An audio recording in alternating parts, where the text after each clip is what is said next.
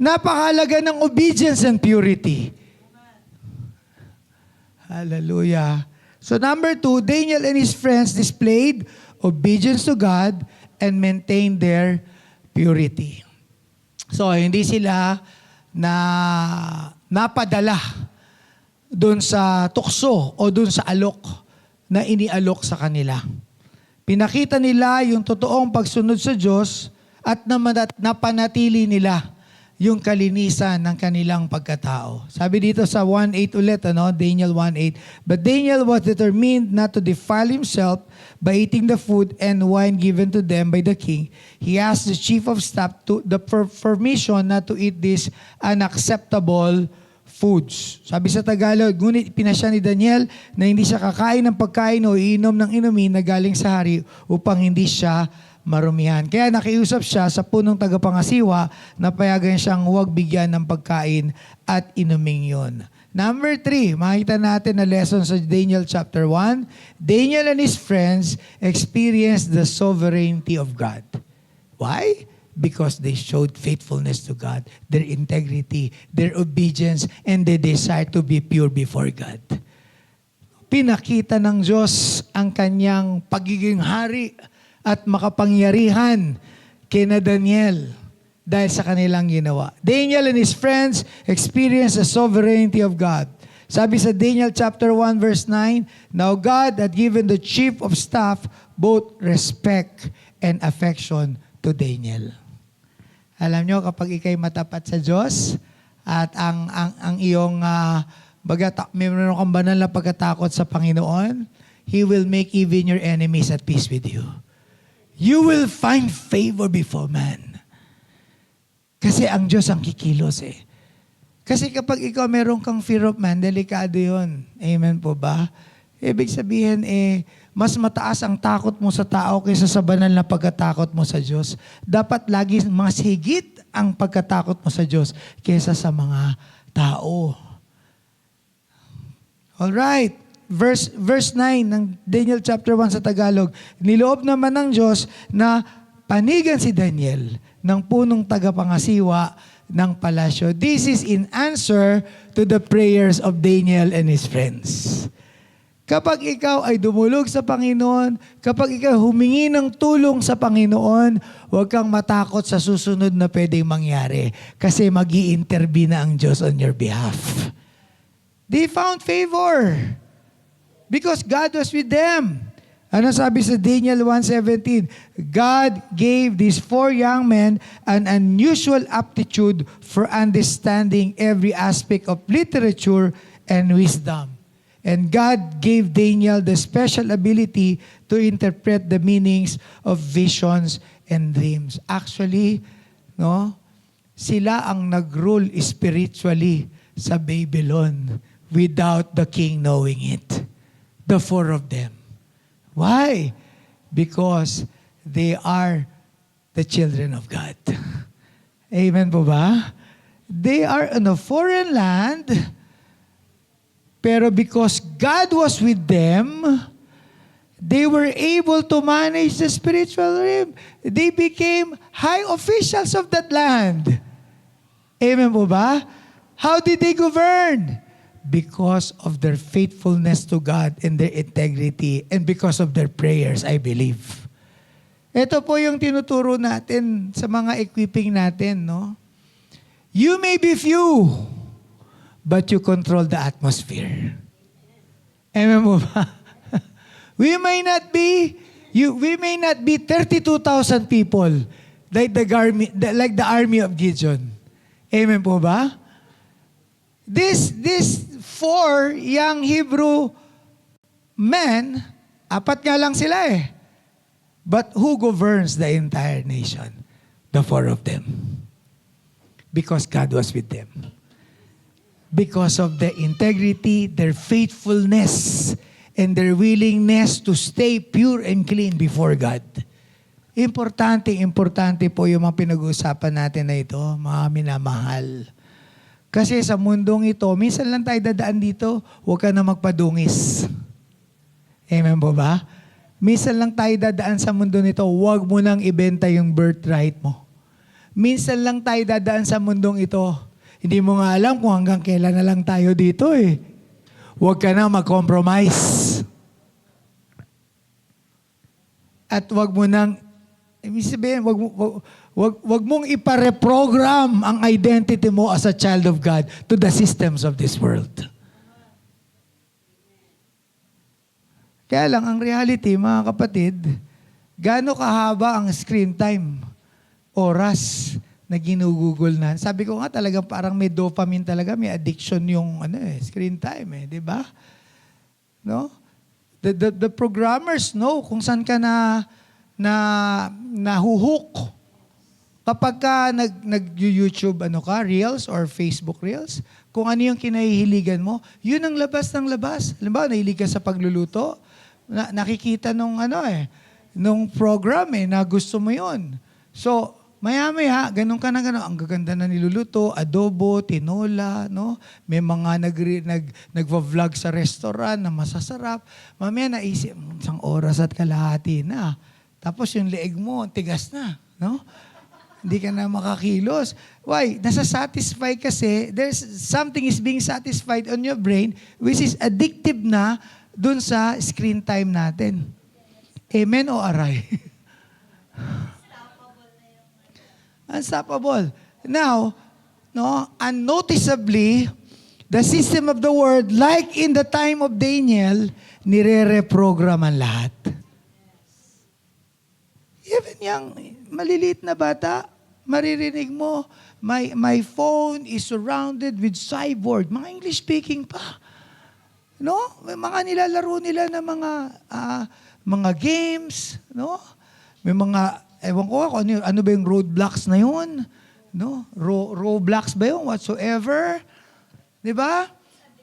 There's an addiction. Hindi lang sa mga games Even sa mga adult nga nanood ng basketball, hindi pa another game, another magagandang moves. Hanggang, you know what, the system of this world is reprogramming the minds of everyone. Nasa na yung oras sa Panginoon? Nasa na yung oras para makinig sa Diyos? Kaya nga, we're going to pray today. Amen po ba? I pray na magkaroon ng move of God today. Supernatural move of God today. For each and every one of us na nandito, maging yung nagjo-join sa online, ma-realize na kailangan natin ng kalayaan dito. The system of this world. Kaya pala sabi sa book of 1 John, love not the world, neither the things that are in the world. For everything that is in the world, the lust of the flesh, the lust of the eyes, and the pride of life, is not of the Father, but is of the world. And the world passeth away, and the lust thereof. But he that doeth the will of God abideth forever. Amen po ba? So, binigyan ng Diyos ang apat na kabataang ito ng karunungan at pangunawa, pati na ang kalaman sa iba't ibang literatura. Bukod pa rito, binigyan ng Diyos si Daniel ng karunungan sa pagkapaliwanag ng kahulugan ng mga pangitain at mga panaginip. Kasi hindi sila nalamon ng sistema ng Babylonia. Amen? At nung pinipilit sila na bigyan ng pagkain ng hari at ng alak na galing sa kitchen ng hari, sabi ni Daniel, wag na. Sige, bibigyan ka namin ng na parang sinabi niya doon sa tagapamahala. Ganito, subukin mo kami kasama ng ibang mga kabataan nakakain ng mga pagkain ng hari. Kami ang bigay mo lang sa amin. Ano lang pinabigay ni Daniel sa kanilang apat? Gulay at tubig. Wala pong isda po. Okay? Wala pong isda doon sa binasa natin. Gulay at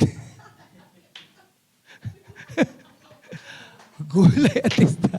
Parang ulam natin yun mamaya. Chop suey tsaka pinirito.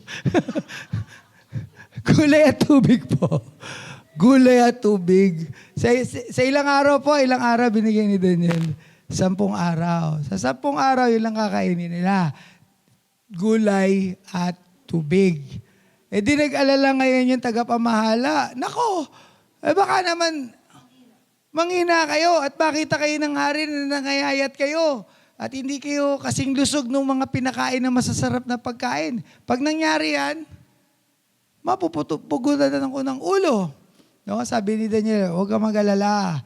Try natin. Marunong talaga sila kasi nakikinig sila sa Panginoon eh. Amen po ba? So pinayagan sila. After 10 days,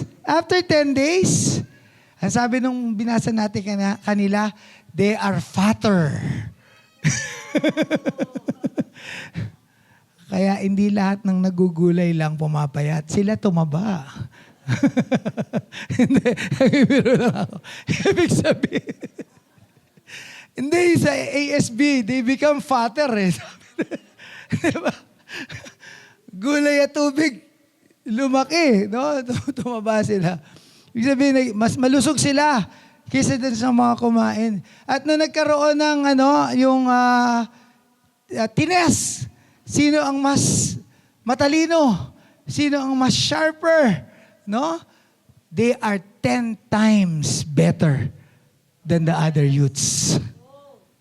Not because they only ate vegetables and water, but because of the power of God and because of the integrity and their faithfulness from the Lord.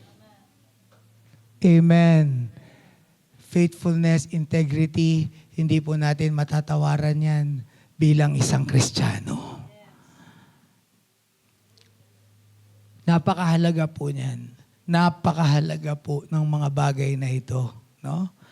So, sabi doon sa Daniel chapter 1 verse 20, whenever the king consulted them in any matter requiring wisdom and balanced judgment, he found them 10 times more capable than any of the magicians and enchanters in his entire kingdom. Kaya ang tawag kay Daniel, Master Magician. Siya yung pinaka-prince of the enchanters. Hindi, ganun lang yung tawag sa kanya. Ibig sabihin, siya yung pinaka-pet malu sa lahat ng mga magicians na meron dun sa Babylonia. Walang sinabi kahit na sino manghuhula, albularyo, sa lamangkero. Napakataas ng level ng power ng Lord na ibinigay kay Daniel. Doon natin mapapatunayan, yes, mayroong mga practitioners ng witchcraft and all of these things, but real sons and daughters of God have greater powers and authority than them. Glory to God. Glory to God. Pero may pagpapasya. May desisyon. Amen po ba? Do not compromise. Be faithful to God. Be obedient and keep yourself pure. Doon mo makikita yung kaibahan. Doon mo makikita yung kaibahan. Kaya mayroong mga anak ng Diyos na medyo sensitibo. Alam niyo yan, ang tawag doon sa iba, ang ekstremo naman, pastor. Ba't naman yung iba nainom naman? Red wine o mga alcohol, o red wine nga, 2 bote naman. I mean, talaga, pastor, you don't drink wine or what? Panlusaw lang ng karne, pastor. Ay, hindi talaga eh. That's my conviction. Alam mo, nagsabi pa sa amin na naka-appreciate, is an unbeliever.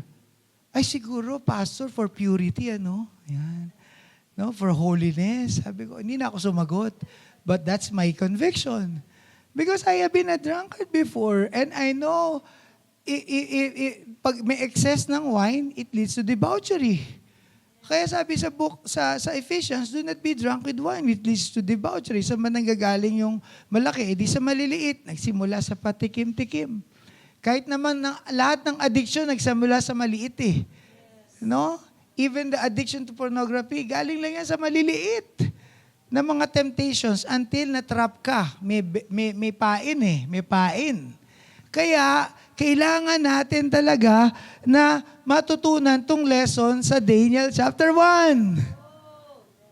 Amen. Ako, inspire ako dito sa apat na to. Kay Daniel, dito sa kanyang tatlong kaibigan. Okay? Daniel and friends.